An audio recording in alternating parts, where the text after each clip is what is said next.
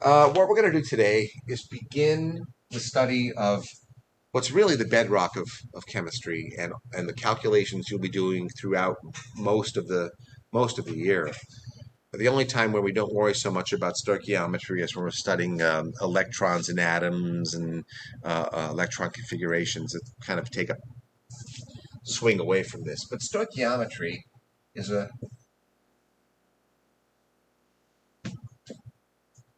I believe it's derived from a Greek word of counting molecules or counting atoms. And that's really what we're doing. So, in order for us to do stoichiometry problems, first of all, what does a stoichiometry problem give us? It gives us information, let's say, and I'm just going to say, I'm going to talk about some reaction again. This could be any reaction. If I have so many grams of this, can I somehow change it to moles, which we could, figure out how many moles of that I'll get, and then figure out how many grams of that I get. So it's basically saying I'm going to write a recipe for a chemical reaction, which is my balanced equation, and use it to make some predictions on how much stuff I should make or how many reactants I need to make a given amount of product.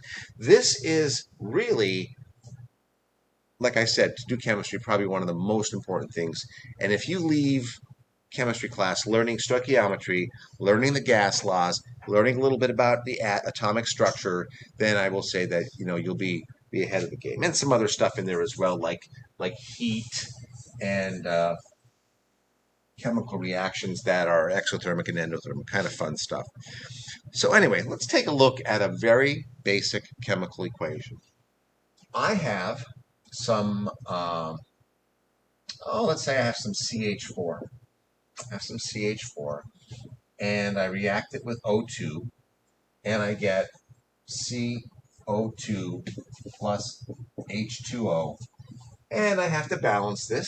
It's not balanced, so I need to put a 2 over here and a 2 over there. So we're all balanced now. I've got one carbon, 4 oxygens, 4 oxygens, and 4 hydrogens. Well, these coefficients, if you remember what they meant, I would have, I'll draw a little picture here. So I would have a CH4, one of these, and I've got two O2 molecules. These are double bonds. We're going to get into all bonding a little bit later. And then I'm going to get CO2 on this side. And I'm going to get H2Os, but two of them. And I'm drawing them in the shape that they roughly are. So let's count atoms. Stoichiometry is counting our atoms here. So one carbon, over on this side, one carbon, 1, 2, 3, 4 hydrogens, 1, 2, 3, 4 hydrogens, 1, 2, 3, 4 oxygens, 1, 2, 3, 4 oxygens. So this equation is balanced. So what these coefficients tell us is say, I need 1 molecule of methane and 2 molecules of oxygen to give me 1 molecule of carbon dioxide and 2 molecules of water. Another way to look at this, these are just ratios. If I have 100 molecules of methane, I need 200 molecules of oxygen to give me 100 molecules of carbon dioxide and 200 molecules of water. Or our friend the mole. If I've got 1 mole of that methane, I need 2 moles of that to give 1 mole of that and 2 moles of that. And that's what I meant about things. You need to count things by weighing them out. So let's before we go and talk about weighing things or getting the mass of things, let's just talk about looking at this equation and learning some very basic ideas in stoichiometry. Let's say you want to make 3.7 moles of water. Nope, not yet. And I ask you, how many moles of methane need to be combusted.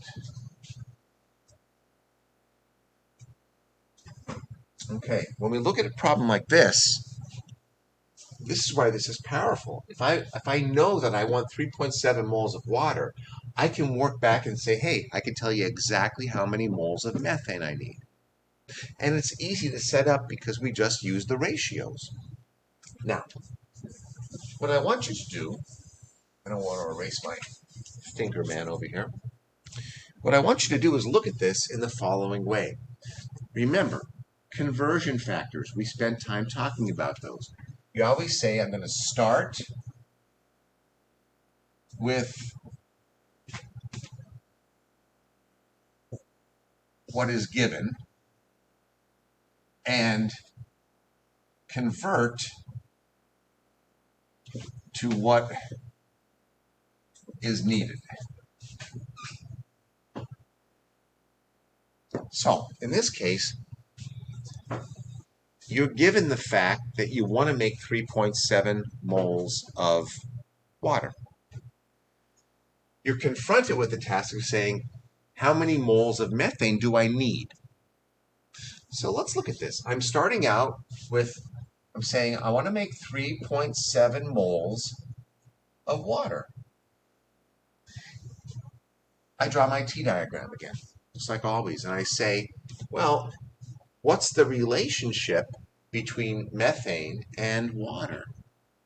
Well, I go and I say, all right, I've got 1 mole of methane for every 2 moles of water. That comes right from this. 1 mole of methane to every 2 moles of water. Now my moles of water will cancel. And what I would do is go ahead and be able to get my my moles of methane that I need. And what's 3.7 divided by 2? 1.5? That would be 3. 1.85 moles of CH4. That's how many moles I'd have to burn to get 3.7.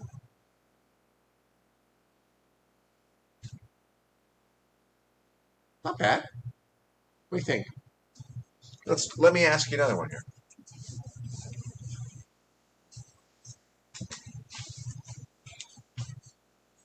See if you can work through one. I'm sure you can. And I have the following reaction, and it is. Let me think here. Let me think of a good one. I have the one we did in class here: lead nitrate plus 2Ki to give lead iodide, which was a solid, and 2KNO3 aqueous. And I say to you,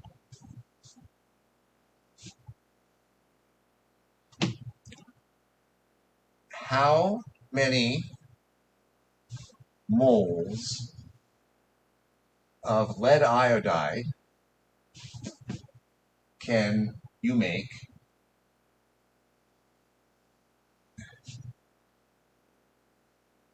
if you have 2.97 moles of Ki and excess lead nitrate?